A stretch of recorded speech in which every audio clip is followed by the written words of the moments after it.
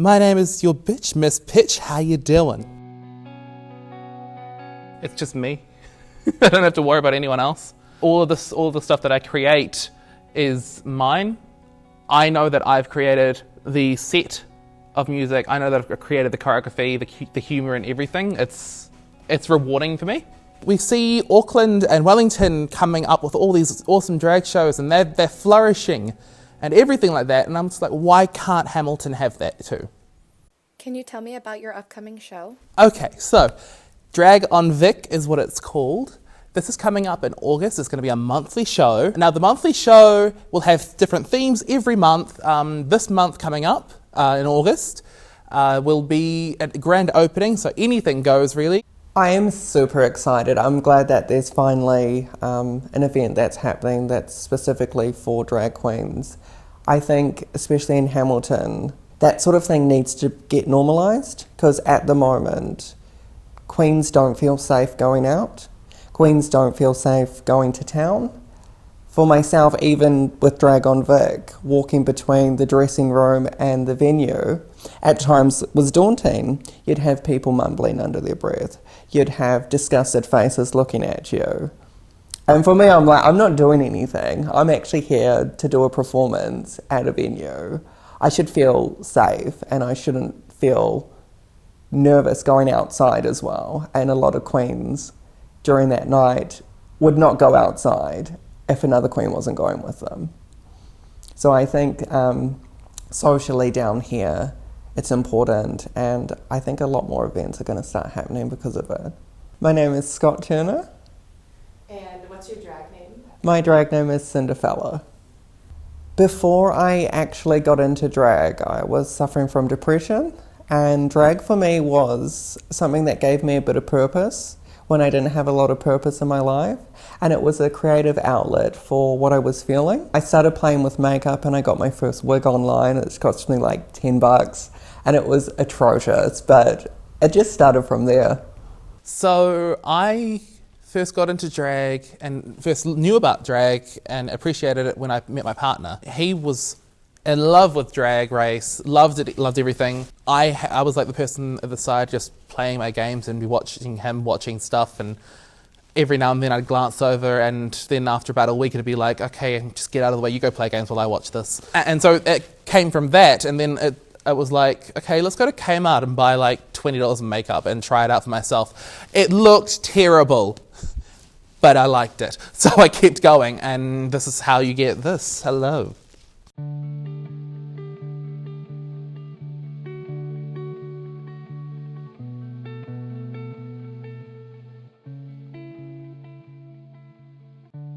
How do you think Hamilton views drag? I think a lot of people appreciate it, but then again, a lot of people have not had any exposure to it. They don't understand it. Some people think that we just want to be women, so that we're transgender. So I think the more it's out there, the more it's going to get normalised. I didn't have a real appreciation for drag. Before knowing about it, I was very androgynous and went away from everyone else. Like, I would be listening to really, like, PCD, Pussycat Dolls, in terms of music, and then dancing to that in my room with the doors locked, and then someone walks in accidentally and I'm screaming. That's a true story. So I already had that persona in me, but no excuse to use it, and I was very embarrassed to use it. So for me, being in drag, it's like, I can just say, screw everyone else, I'm going to do whatever the hell I want, and so I do.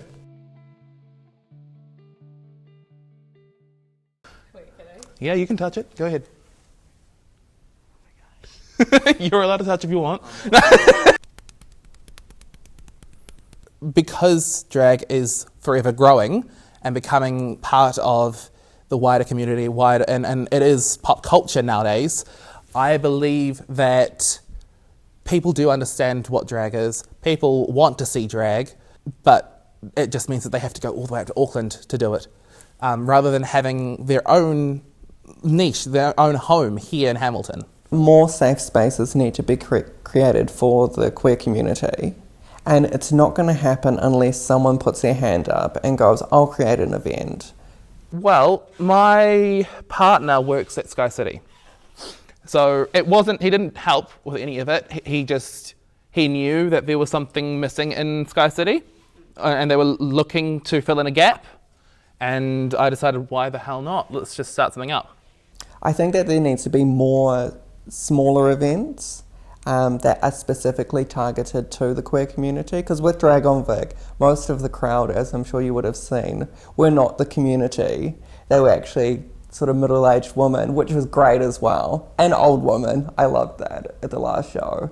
Seeing the old ladies in the corner enjoying themselves, watching men dressed up as women doing silly performances. It was fantastic.